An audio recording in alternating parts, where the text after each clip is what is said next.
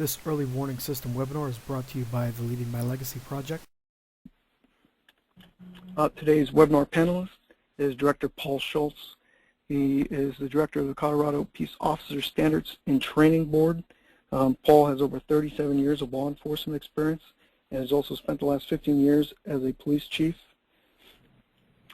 And now at this time, Paul, I'm going to hand it over to you. All right, thank you. Well, hello to everybody there. Today we're going to talk about early warning systems for small agencies. This process was developed in concert with several command officers to create a system that was functional for small agencies, and realizing that we were both strapped for staffing and that we couldn't devote a lot of time to it, but that the ability to identify employees was critical. So what's the goal of our early warning system? Clearly to correct current problems with identified employees and to eliminate future problems with identified employees.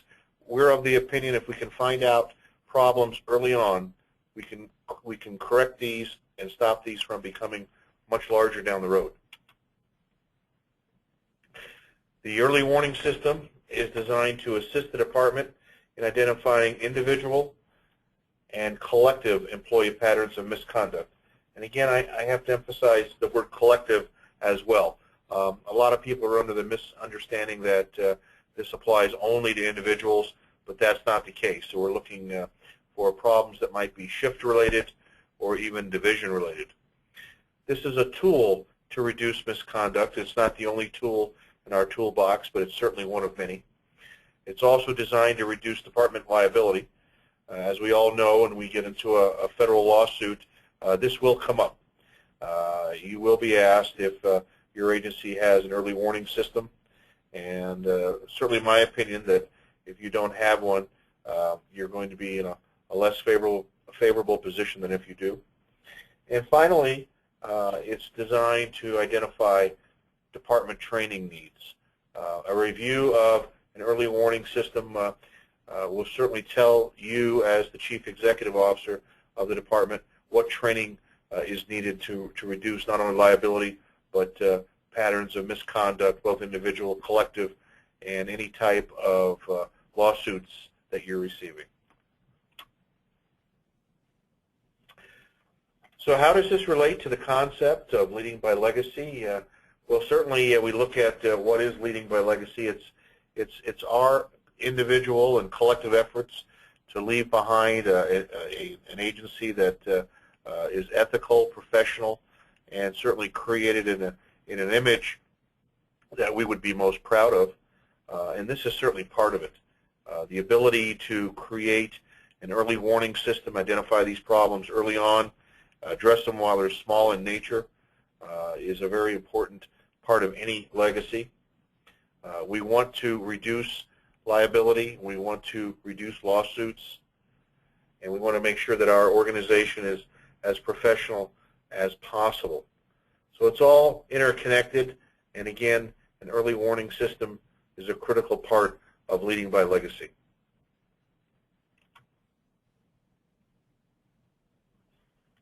So let's get into how this is set up. Semi-annually or twice a year, there's an evaluation by the Professional Standards Unit of every member of the department. And when I say Professional Standards Unit, again, I'm focusing on small agencies, and I realize we don't have a full-time Professional Standards Unit, but whoever is assigned that task, in addition to their normal duties, should be able to do this. We look at 18 categories of data. It takes less than 2 hours every 6 months to do this, so it's really not overly time laden. And the report is generated by whoever the unit commander is in the Professional Standards Unit.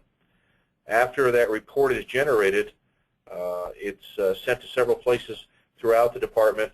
The Chief of Police receives a copy of it, and the supervisor of the subject employee, if any are identified, receives a copy of it, and then the original is kept with the Professional Standards Unit commander. And again, it's a very simple system. We make 18 categories of information on a dry erasable board, and we review each department employee and see how they fall into those 18 categories.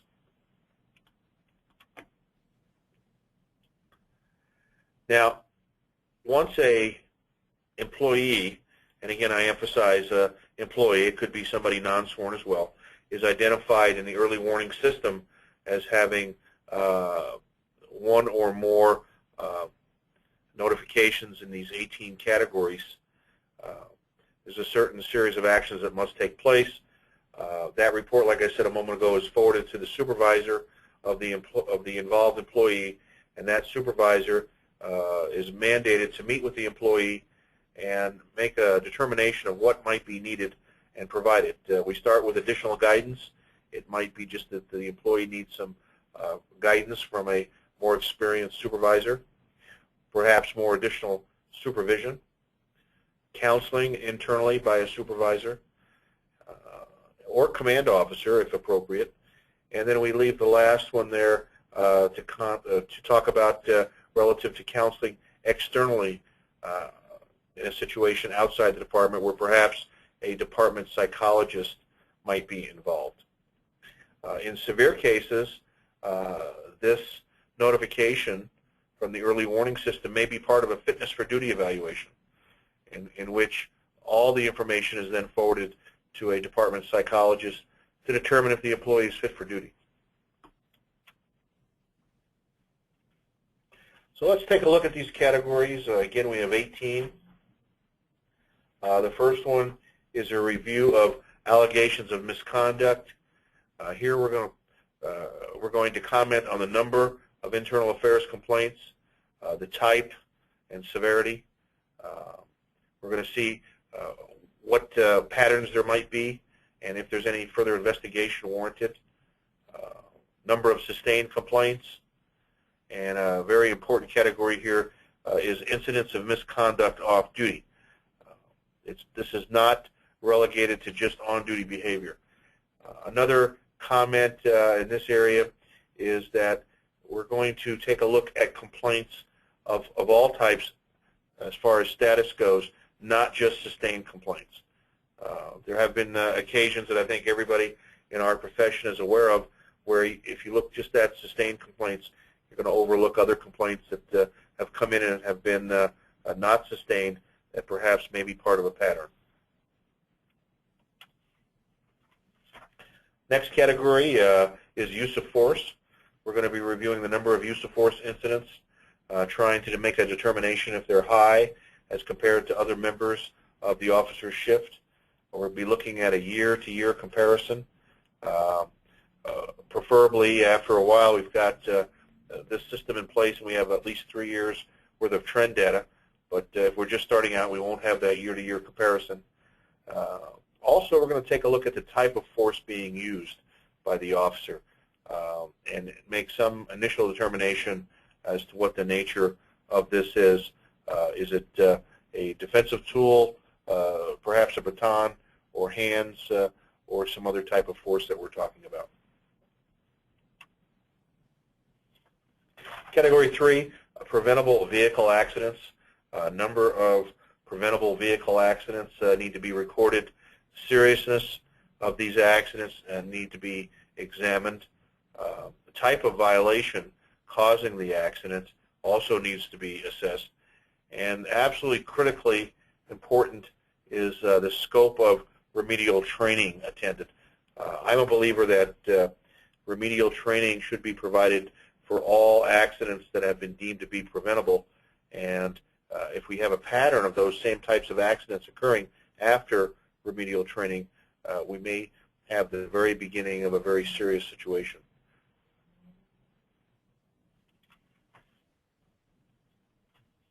Number 4, review of civil litigation.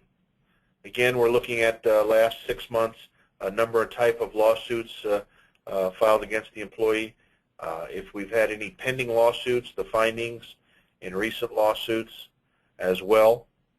And then another very important point, if we have 4A or 4B, number and type of lawsuits or the findings, what type of media attention has been incurred surrounding these lawsuits? As we all know, depending on the market that you're in, the media can literally brutalize the employee and or law enforcement agency. So we want to make sure that we don't have an employee that might be suffering from some type of stress disorder connected to these lawsuits. Number 5, very much connected to number 4, but often overlooked, and that is the notices of intent to sue. Do we have an officer or an employee who's receiving notification that they are going to be sued? And again, we're going to look at this from the venue of findings in other recent litigation cases. Do we have a pattern developing?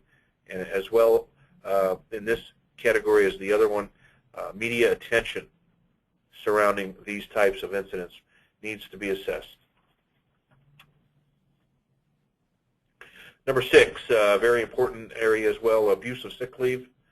And for any experienced administrator, I think everybody realizes that this is a very open-ended discussion about abuse of sick leave, but some things stick out regardless of where you are in that continuum, such as the number of sick days taken in conjunction with regular days off, or what we call RDO.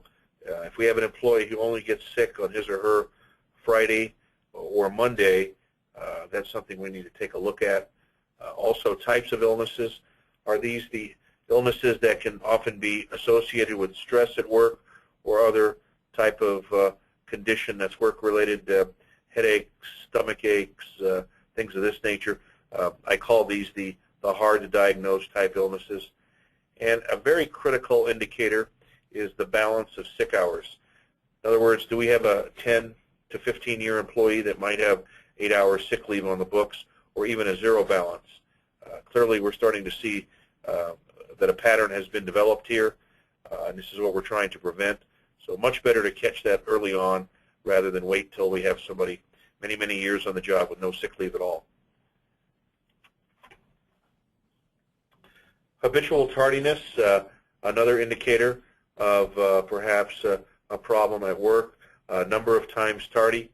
I've always encouraged first-line supervisors to keep accurate records of this, to be able to discuss who's coming in late, who's not, and equally important, the reason for tardiness. As we all know, there might be a legitimate reason, somebody taking some enforcement action on the way to work.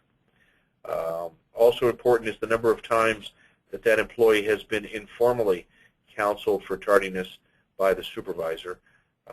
Oftentimes we're finding that there's quite a pattern of informality that has developed that can be used when we assess these cases.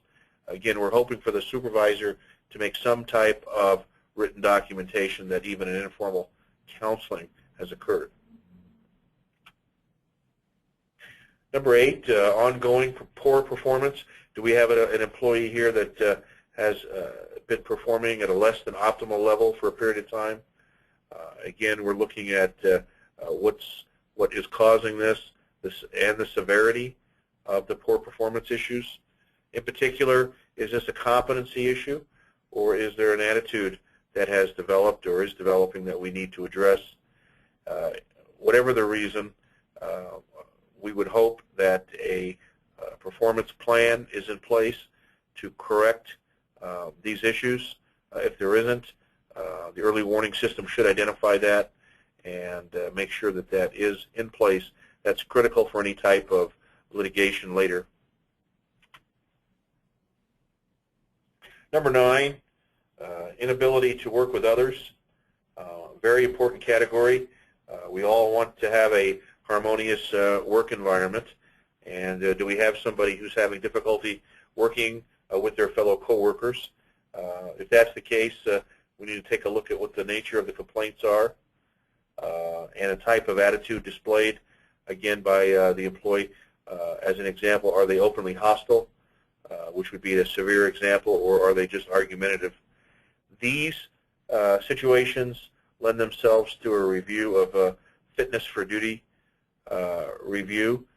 If we have someone that cannot work well with their peers and coworkers, it might be some outside influence causing this, and if we can't get to the bottom of it, perhaps a visit with the department psychologist is in order.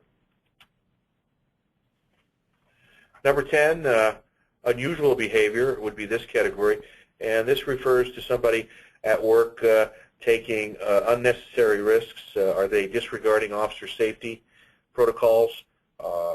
Is there perhaps a thought that they might be disregarding the basics of safety for whatever reason? Are they endangering coworkers or themselves with perhaps how they drive or lack of officer safety protocols again? Is there an inappropriate speech pattern here, or verbalization, or conduct? And the last one is critically important here. Perhaps not necessarily inappropriate behavior, but out of character behavior. Is there a sudden change in this employee that we need to note that might be, again, the result of some outside influence? Number 11, again, reviewing injured time. Is there an excessive number of injured on-duty events? Do we have somebody that seems to be getting hurt all the time? And what events are they getting hurt with? Are these routine type situations, or are the situations that normally people don't get hurt at? The last one, 11C, would be types of injuries need to be assessed, especially if they fall into the category of hard to detect that could lead to a medical disability.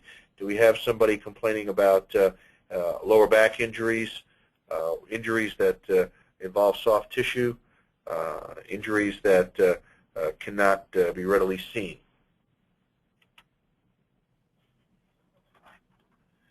Category 12, discretionary arrests. A review is in order of the number of what we call contempt of cop arrests. Do we have somebody, an officer that is making a lot of arrests based on what we call contempt of cop, that perhaps somebody doesn't act fast enough at the command of the officer? Do we have a high number of resisting arrest cases? And the last one, again, very important, are we receiving allegations of what I call gratuitous remarks?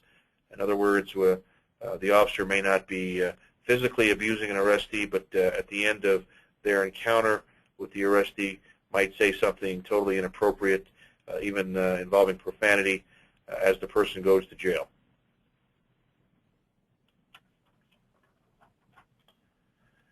Category 13, workplace violence. Obviously, if we have a situation where we have an officer who's involved in an incident at the workplace involving violence, we need to make sure that is reviewed as part of the early warning system. And again, all unusual behavior at work involving the subject officer needs to be assessed. Are we having someone who's getting into arguments with coworkers over simple things, or inappropriate verbalizations as well?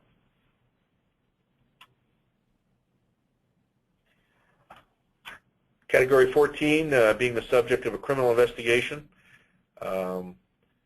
Policies should have in place a section that says if an officer is notified that he or she is the subject of a criminal investigation, that they notify their department as soon as possible. Obviously, some common sense needs to be used here, but most of the time, if there is a criminal allegation that needs to be put up as part of the early warning system. If somebody is the subject of a criminal investigation, a reassignment is often appropriate, depending on what category of crime that they're being suspected of. If it's a felony that the person is arrested for, then obviously they should be suspended without pay. If it's a misdemeanor that they've been arrested for, it's up to the chief, but oftentimes they may be suspended with pay or reassigned depending on the charges. I've often have received calls from chiefs in small departments where an officer's been charged with a misdemeanor, and the question is, where should we place the officer? And again, common sense should prevail, but if it's a low-level offense and there's a high probability the officer may be found not guilty, some thought to the officer working the front desk might be appropriate, at least to help with the manpower issue. But under any circumstances, felony or misdemeanor, I would not recommend allowing that officer to go out on patrol. 15, garnishment of wages. If an officer or an employee is having their wages garnished, this is something that I personally think is very important, especially depending on the assignment of the officer. Again, we're looking at some common sense situations here. As an example, should a narcotics detective stay in that assignment if their wages are being garnished? If we have somebody that's going to be tempted because they don't have any money and they're going to be in an assignment where there is a lot of money, such as the evidence room, is that something we want to allow to continue? Are we setting ourselves up for failure later if we allow that to stay status quo? So having somebody's wages garnished does need to be reviewed, and again, that needs to be placed in a department manual that if that occurs, they have to notify their command as soon as possible. Restraining order violations. We all know that if an officer is the subject of a restraining order, that not only must they obey that lawful court order, but they may have to surrender their firearm when they're not on duty. That may result in a transfer as well. I think that needs to be reviewed on a case-by-case basis, and certainly a review of the attendant circumstances. But again, a policy needs to be in place that if an employee in a police agency receives a restraining order, they must notify their command as soon as possible, and a notation on the early warning system. Number 17, prisoner problems, reports, and complaints. If those are received of any nature, even on a not necessarily a complaint basis, but just an FYI, my advice is that the department investigate that thoroughly and ensure policy was followed.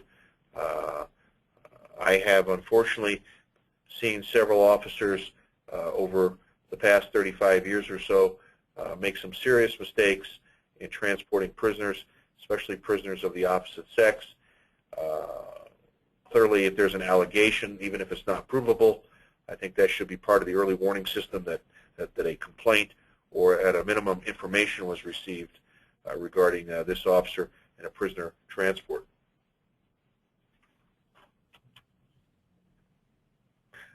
Last category of review, traffic and pedestrian stop data. Is there an unusual or suspicious pattern occurring? This needs to be checked both on an as-needed basis or if there is a complaint, whether it be anonymous or somebody's actually making a complaint. What this deals with is, do we have an officer that's stopping a disproportionately high number of females, let's say, and that would be a male officer. Clearly, we need to look into that. We're looking for patterns that fit the complaint. Do we have an officer that's making a high number of pedestrian stops that might fall into a certain racial category? That needs to be examined as well. But certainly, information like this is part of the early warning system. I'd like to read now a case study involving a fictitious officer, and it deals with Officer Jones. He's 25 years old. He's a 3-year veteran of the police department, and Officer Jones tested very well in the initial hiring process, scored very highly in the FTO program, and has been a high-performing officer in your department. During during his 3 years with the department, he's become known as a friendly young man who is competent, outgoing, easy to work with, excellent service record, and 0 internal affairs complaints. Lately, Officer Jones has become noticeably upset over minor issues.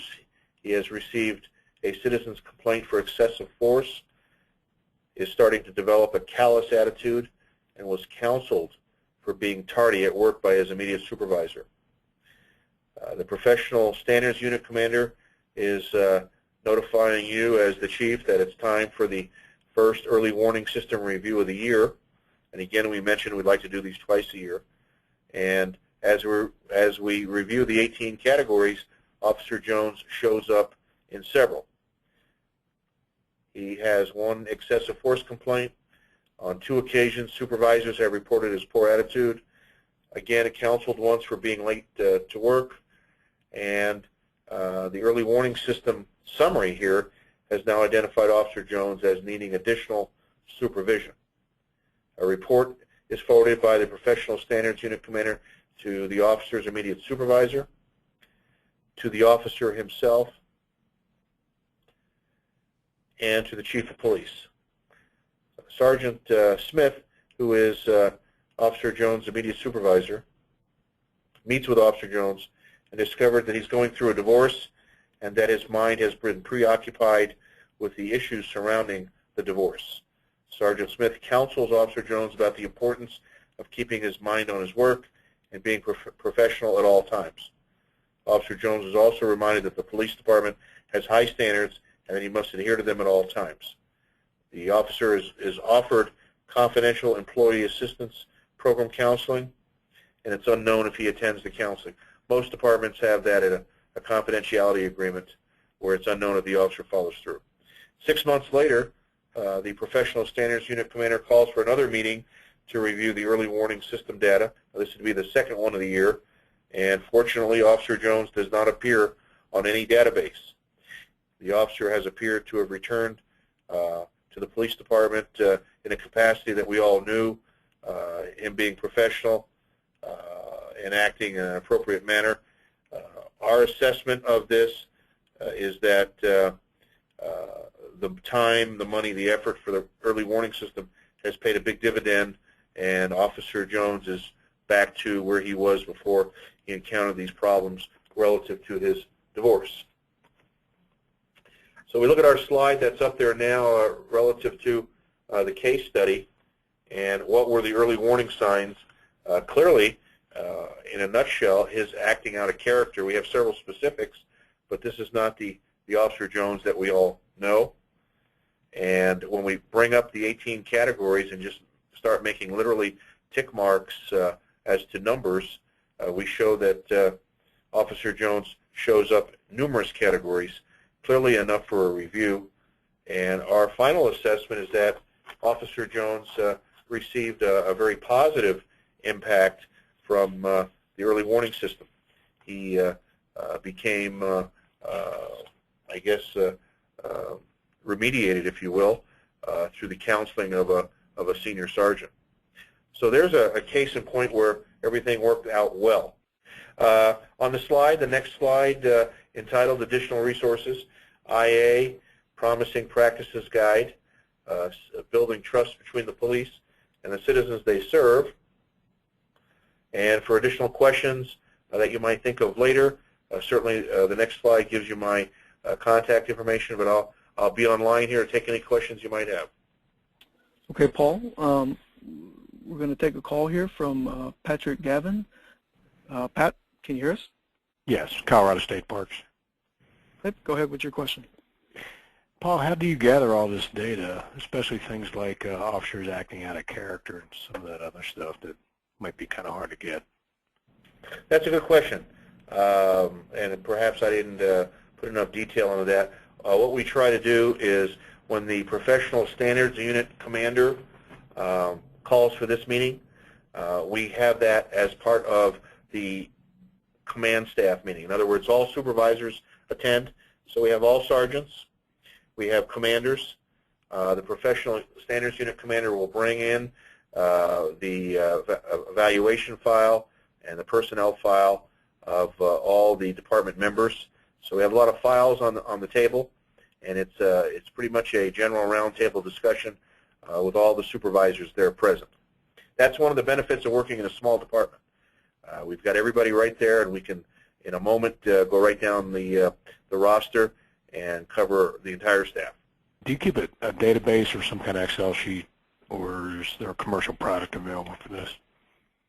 Well, there's a lot of commercial products out there. IA Pro is one I'm aware of if you want to categorize internal affairs. But yes, we keep an Excel sheet on this, and it's really kind of an easy way to do it. We have what's called a PANA board that we put this on. It's a dry erasable board with a built-in copy machine. So it's literally hand-drawn, work in progress, and then when we're done, we hit print, and we print that out and put it right in the file.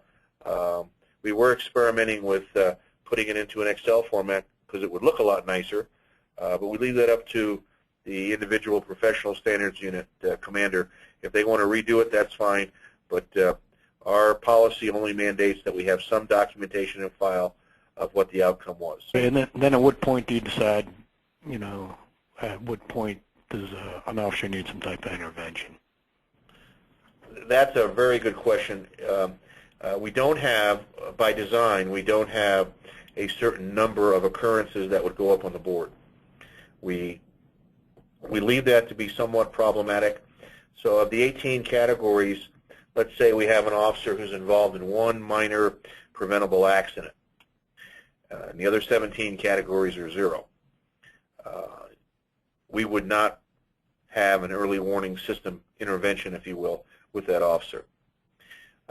It is, however, a review of all 18 categories, and the rule of thumb is if you start to have about 3, if you have three categories that pop up on any one employee, that person is reviewed. But there is some leeway in case the supervisors are there saying that this is a little bit unusual, but it's an anomaly. We don't think he or she would fall into the early warning system criteria. We've allowed 3 and not done an early warning system, but we do look at them closely again the next 6 months. Okay, thanks, Paul. We have another question here from Leo Sokolowski. Leo, I'm going to unmute you. Can you hear us? Hey, yes, I can. Thanks very much. Again, Leo Sokolowski from Northeast Pennsylvania, a small town called Bloomsburg. My question was, is the early warning system incorporated or already involved some type of policy with the individual officer forms or sheets for personnel that we could implement, acquire, borrow, cut and paste our own agency and tailor this to fit our needs? We don't have any specific paperwork with it. It's a 2-paragraph policy that's part of our internal affairs policy. Okay. And I'll be glad to send that to you if you like. But we haven't incorporated it in the IA policy. The forms are just memos, with the exception of the PANA board 18 category list that we make. That's sort of an Excel sheet. But whatever you need, we can make you a copy of. It's relatively informal. Again, that's the beauty of it. And it's your discretion at what number of occurrences trigger an early warning system review. Right. Okay. Thanks very much. All right. Thank you, Leo. Paul, we have another question here from William Balling. He says, concerning sick time, there's definitely people in every department who abuse it, and it wouldn't be hard for people to get doctor's notes. Do you do any type of investigating of sick leave abuse, or how do you go about that? At the point that the individual officer is identified in the early warning system as having an issue, then we will require that the officer or employee get a sick note from their doctor every time they're sick. But William is absolutely correct. They'll always show up with a note. That's never really changed things. Well, we look upon that as something that is used informally later on as a criteria for promotion or transfer, especially to a critical assignment. As an example, and this might be a severe example, but it really did occur recently with an employee that I saw, and that is we have somebody that's got 15 years on the job, and she's a police officer, has a balance of less than 8 hours sick leave on the books. That officer will not be transferred or promoted to any assignment that's of any critical nature, based simply on the amount of sick leave that's used and the low balance of sick leave hours. I retain that as a prerogative that I have, but unfortunately, there's no way to really correct that. I think I know what you're talking to, and that is by city personnel rules, we have to keep them on the job, but we can certainly try to control where they're assigned. Okay, great, Paul. And I have one more question here from Ryan Reimers. He said it would be tough to acquire all of this information. Do you require frontline supervisors to report all these incidents, such as contempt of cop, which to him would be hard to figure out? I take a little exception to that in that, again, the beauty of this is this applies better, in my opinion, to small agencies. I think a sergeant in an agency of 25 officers or so with a shift proportionately sized of 3, 4, 5 officers is going to know. He or she is going to know inherently who's making the contempt of cop arrests, who's making the arrests where there's an allegation of a gratuitous comment as the person goes to jail. And again, it all comes down to documentation. I would hope the sergeant is documenting this appropriately, and then when it comes time for the early warning system reviews, brings in that folder. If the folder is not complete in a written format, then the second best is that the supervisor has some independent memory of this, and then can go back and recreate the documentation. A larger department, I would absolutely agree. It's going to be hard to do this, but again, the beauty of a small agency is we know our personnel and we know the nature of arrests that they make. Not too hard to dig this up. All right, great, Paul. If you have any questions for Paul, you can email him, or you may email IACP staff at leadingbylegacy@theiacp.org.